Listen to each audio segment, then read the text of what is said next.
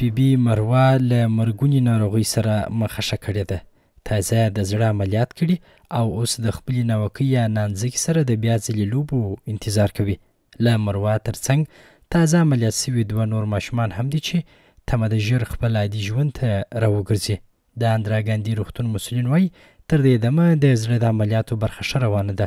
دوی په یوه اونۍ کې شاوخوا 3 د زړه عملیات په بریالیتوب سره ترسره کوي. هغوی وایي که یې ملاتړ زیات سي دا چاره به نور هم چټکه سي. تر 50 نم ډېر واقعات نیول شوي دي، اما اوپن هارت سرجري یا د زړه خلاص عملیاتونه نو واقعات په دې ډېر کم وخت کې د 10 نم ډېر واقعات نیولې. نو فکر وکړه هر هفته کې 3-4-5 واقعات کېدای شي نور له دې وروسته هره ورځ 2-3 واقعات ونیول شي.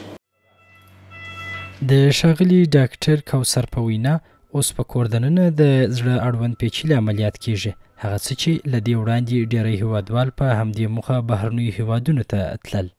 نو الحمدلله اوس په اطمینان ډول ویلی شم چې ډېر کم وخت کې نو دا ټول هغه واقعات چې موږ بهر ته لېږل وطن زموږ وطن بهر ته تو نو انشاءالله دلته به دا واقعات ونیول شي. دا یوازې اندرا ګاندي روغتون نه دی چې د زړه عملیاتو برخه یې فعاله ده، بلکې د کابل ډېری دولتي روغتونونو کې دا څانګې فعاله سوي دي.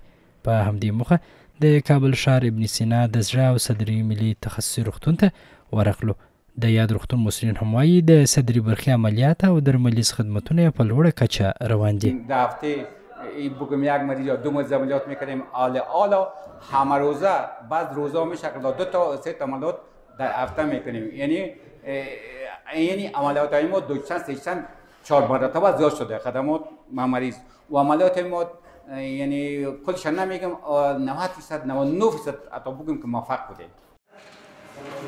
سردار محمد له هلمند ولایت همدې روغتون ته د خپلې لور د درملونو په مخ راغلی څو یې د زړه عملیاتو لپاره بستر کړي. دغه ماشوم مې د زړه سوري مشکل درلودی، نو د هغه ځای څخه مې د هلمند څخه معلومات وکړي چې دلته دغه ستونزې ته حل لاره شته ده، انشاءالله عملیات یې کېږي. نو په دې اساس باندې زه هم راغلم، خپل دغه لور مې راوستل تر څو د زړه مشکل یې ورته حل کړي انشاءالله. موده وړاندې د روغتیا نړیوال سازمان په خپل یو راپور کې ویلي و چې په افغانستان کې شاوخوا 40 سلنه وګړي د زړه او سرطاني ناروغۍ له امله مري. د دې علت د روغتونونو او صحي پرسونل نشتوالی یاد کړی و، هغه څه چې عامه روغتیا وزارت رد کړل.